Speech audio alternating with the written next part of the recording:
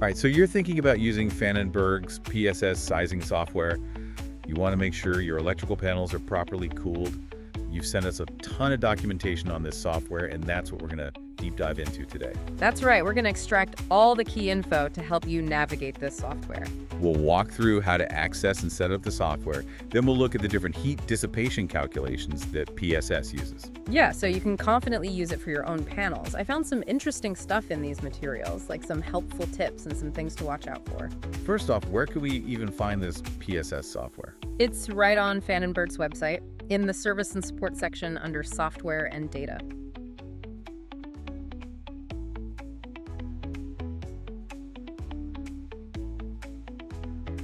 Easy enough. But I noticed something kind of quirky. You can't just start using the software right away. You have to create a project first.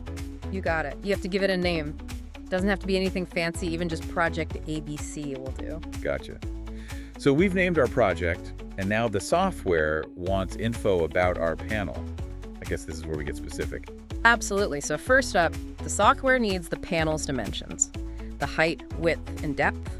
And if you have a multi-door enclosure... So like a big panel with multiple doors, but I only need to cool the stuff behind one of them. Exactly. You just measure the dimensions of that section. No need to cool the whole thing. Smart. Okay, dimensions are in. Now it's asking for the desired internal panel temperature. Any advice if I don't know what temperature I should be aiming for? Yeah, if you don't have a specific requirement, aim for between 25 and 35 degrees Celsius. That's usually a safe bet. 25 to 35. Got it. Moving on, it asks for the material and color of the panel. Seems like a lot of detail. It does, but you can usually stick with the defaults here. Mild steel for the material and gray for the color. That'll cover most situations. Default it is then. Okay, now it's getting a little more technical. Heat transfer coefficient, or the K value. I'm guessing this is important. It is. It basically measures how well your panel is insulated. The lower the K value, the better the insulation. And this is where the insulation thickness you input really matters, especially for outdoor panels exposed to the weather. So thicker insulation means a lower K value, which means it's better protected from those temperature swings outside. Got it. Speaking of the outdoors, PSS has an option for choosing between indoor, outdoor, or wash-down environments. Why does that matter? Well, each environment has its own challenges. If you pick outdoor sector, you have to think about things like solar load and wind speed. Those can really affect how much heat your panel absorbs. I see. So if my panel's sitting in the sun all day, that's going to heat it up way more than if it's in the shade. Exactly. Even wind makes a difference. PSS lets you choose different wind conditions, from no wind to light wind and so on. Helps you really fine-tune things. All right, I'm starting to see how much goes into this thermal management stuff, but let's get down to it. How do we figure out how much heat our panel's actually generating? That's the key question, and PSS has 3 methods for figuring this out.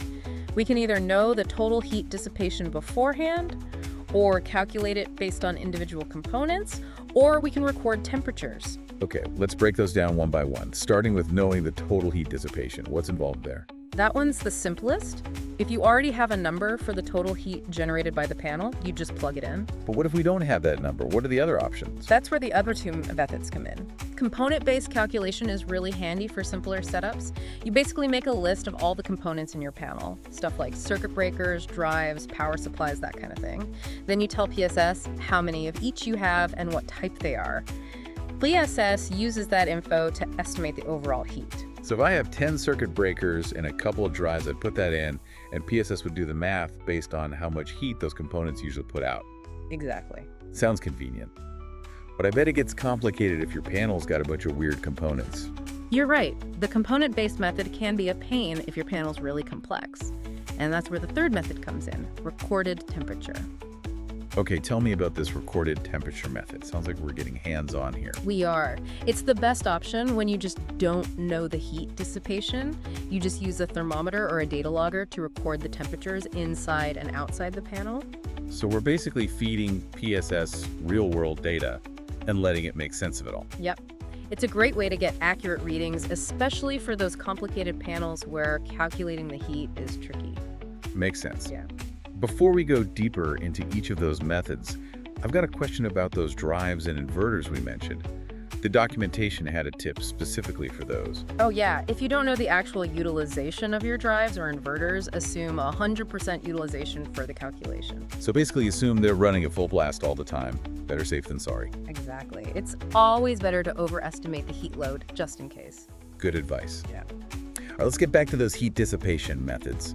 We've covered the basics, but let's dig a little deeper into each one. Sounds good. Let's start with that component-based method. Can you walk us through an example of how that works? Sure. Say you have a panel with a bunch of circuit breakers. In PSS, you'd pick circuit breaker from the component list. Enter how many you have. And then you tell it the current rating for each breaker.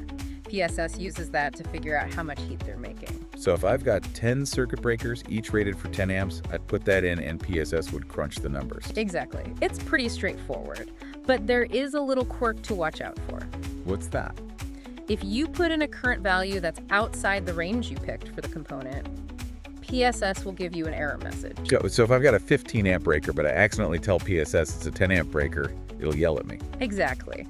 They recommend putting in the current first and then picking the right component range. That way you avoid the error. Good tip. Knowing these little things can save a lot of headaches. Okay, so we talked about component-based. Now let's talk recorded temperature. How do we actually go about recording those temperatures? Well, placement of your thermometer or data logger is key. Inside the panel, ideally on the door, about 3/4 of the way up from the bottom, is a good spot. So not too high, not too low. Right. Gives you a good overall temperature for the inside. Outside, you want the thermometer or data logger near the panel, but not in direct sunlight or anything like that. Makes sense. So we've got our thermometers all set up. How long do we need to record the temperatures? Depends on your method. With a simple thermometer, running the machine for like 3 hours during the hottest part of the day should do it, say around 2 p.m. And what about with the data logger? With a data logger, you can leave it running for a full 24 hours, then check the data for the highest readings. Gives you a better idea of how things change over time. So with the data logger, we're getting a more complete picture of the temperature swings. Makes sense. But there's one really important thing to remember before we start recording, right? You got it. You absolutely have to turn off any cooling systems that are already running in the panel. Right, otherwise we're not getting an accurate reading of the heat the panel itself is producing. Exactly. It's all about getting the most accurate data we can. Good point. We'll be back in a bit to talk more about how to use PSS to get the perfect cooling solution. Stay tuned. We were just talking about how important it is to get those temperature readings right. You want to make sure you're getting good data. Yeah, it's like we're detectives trying to figure out exactly what's going on inside that panel. That's a good way to put it. Once we've got all this info about the panel's size, the environment, and the heat it's giving off, that's where PSS comes in. This is where the software really does its job, right? Exactly. PSS takes all that data we've gathered and uses it to recommend the best way to keep your panel cool. So it might suggest a fan, a cooling unit, or maybe even a combination of different things. That's right. It really depends on the specifics of your situation. And that's what's great about PSS. It doesn't just give you a random solution. It takes everything into account. The environment, the amount of heat, the type of panel you have.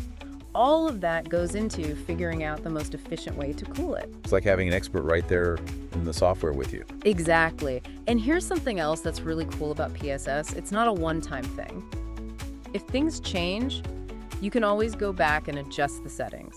So let's say I add more equipment to my panel later on, or the temperature of my factory changes a lot. Can I update that info in PSS and it'll recalculate everything? You got it. It's a super flexible tool. It can adapt as your needs change. That's really helpful. It means you can fine-tune your cooling over time, make sure you're always getting the best performance. That's the idea. You learn more about your equipment and how it works in its environment, and you can use PSS to make those adjustments and keep things running smoothly.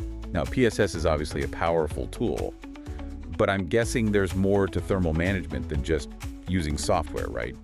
You're absolutely right. PSS is a great starting point, but it's just one piece of the puzzle. Pfannenberg actually has a ton of resources on best practices for thermal management. What kind of resources are we talking about here? Oh, they have all sorts of things.